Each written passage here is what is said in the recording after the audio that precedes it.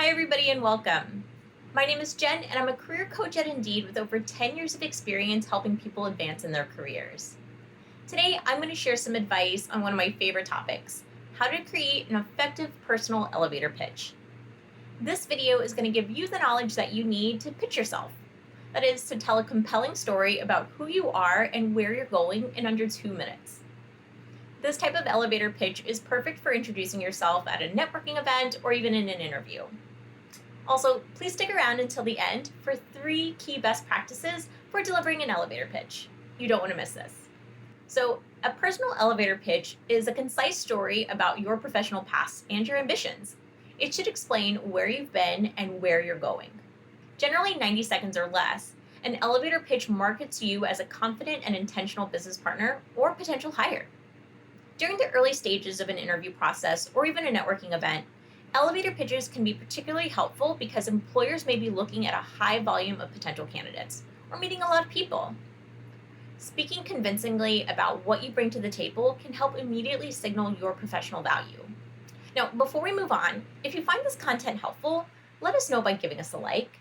And if you'd like to see more videos like this, please be sure to subscribe to our channel. A good elevator pitch gives a summary of who you are, your professional background, and what you want in your next job. A well-crafted elevator pitch can employ a similar framework that I would recommend to answer the question, "Tell me about yourself." And we provide more information on that topic in a video that you can find right here. So, like any good story, you want to start by building out an outline. To tell the story about your professional journey, consider these 4 components: who you are, how you got here, where you're going, and including a call to action. Now, I'm going to give you an example of each component and then put it together to create a full elevator pitch example at the end.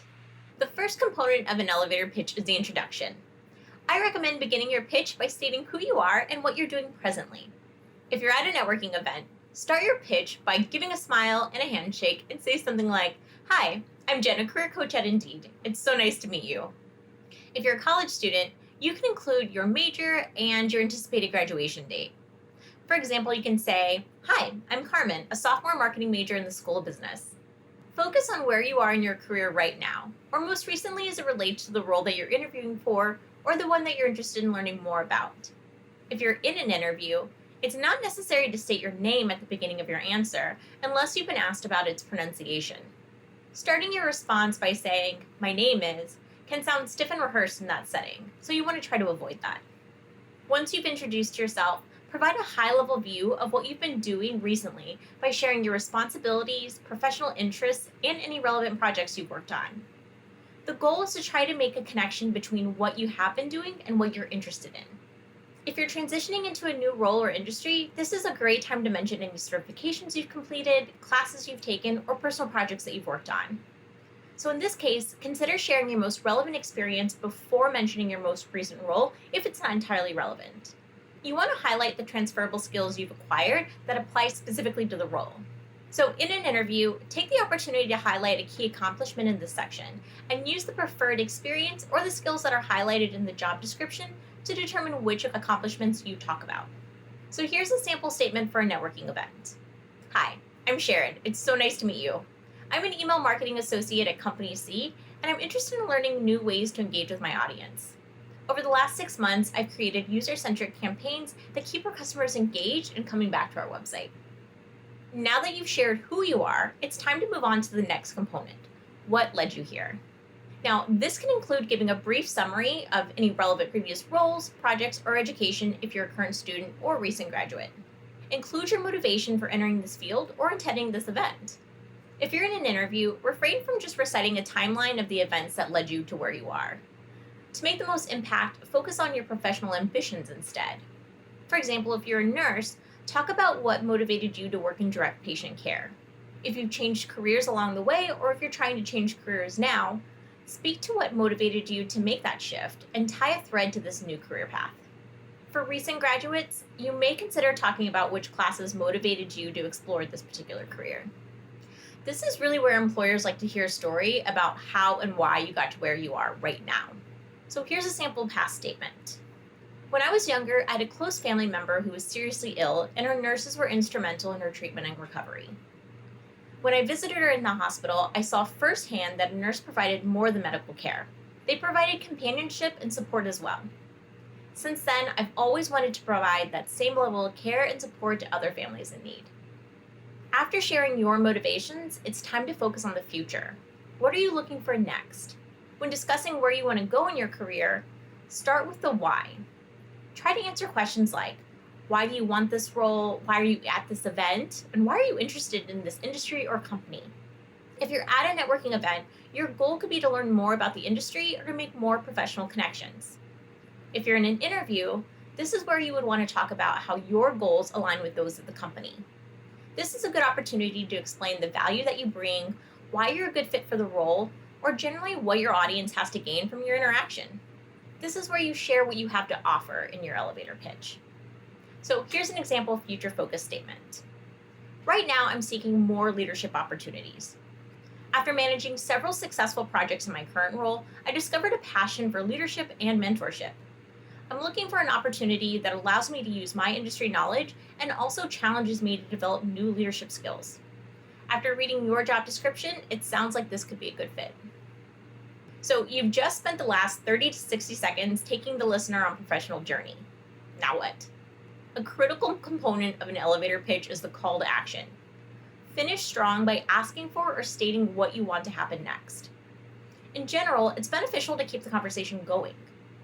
If you're at a networking event, this can include asking questions like, now, can you tell me a little bit more about yourself? So, what brought you to this event? Are you open to scheduling a follow-up meeting to discuss this further? If you're in an interview, try, can you tell me more about the company? Why did you choose to pursue your current role here? What qualities are needed to be successful in this role? At a networking event, if the person agrees to your request, thank them for their time, get their contact information, and when appropriate, provide a copy of your resume. End the conversation with a concise and action-oriented farewell like, thank you for your time. I'll send you a follow-up email tonight. It was a pleasure to meet you. And if they don't agree to your request, politely end the conversation by saying, I understand, and thank you for your time. Now that you know how to structure your elevator pitch, here are 3 key best practices to keep in mind as you start to practice. 1. Keep it concise. Depending on the situation, you may only have a short amount of time to give your pitch. The general concept is that you should be able to tell your story in a short elevator ride. 30 to 60 seconds is the ideal length, but 90 seconds is the longest I'd recommend.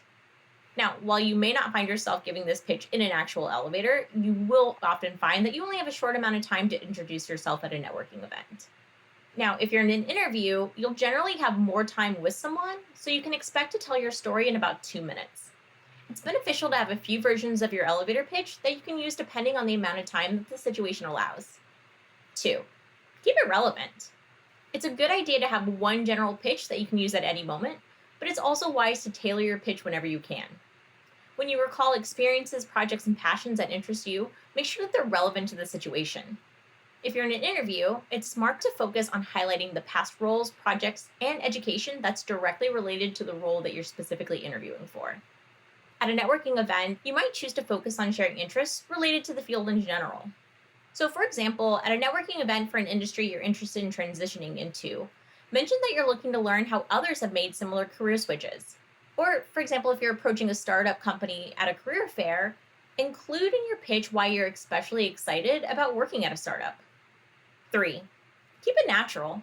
When introducing yourself to people for the first time, you want to sound authentic, conversational, and natural. And being concise doesn't mean that you should try to talk quickly. Instead, craft a clear, simple message and deliver it with a slower speech so the listener doesn't miss important details. Aim to use plain language to ensure all audiences can understand. Using technical jargon and industry-specific terms might alienate a recruiter or anyone else who doesn't have the same subject matter expertise as you. So let's bring this all together. I'd like to share my personal elevator pitch with you, and I think that you'll notice that it might sound a little familiar. Hi, I'm Jen, and I'm a career coach at Indeed. For the past 10 years, I've worked on a variety of career services roles, including talent acquisition, career coaching, and even team leadership. Through this experience, I've learned that the job search can feel isolating, and no one should ever have to feel like they're in it alone. I'm interested in opportunities to create career development resources and provide guidance to the people who need it. What brings you here today? If you'd like more tips on how to deliver an elevator pitch, be sure to check out this career guide article. All right, let's recap what we've learned. My top tips for crafting a compelling elevator pitch are: create your present statement, create your past statement, create a future statement, keep it concise, keep it relevant, and keep it natural. For more tips on how to create the perfect elevator pitch, be sure to check out this career guide article. So there you have it. Thank you so much for watching. I hope that you really do find this information to be helpful and that you're able to apply it to craft your perfect elevator pitch. If you'd like to see more videos like this, please like and subscribe and hit the notification bell down below to stay updated. Thank you so much for watching. I'll see you next time.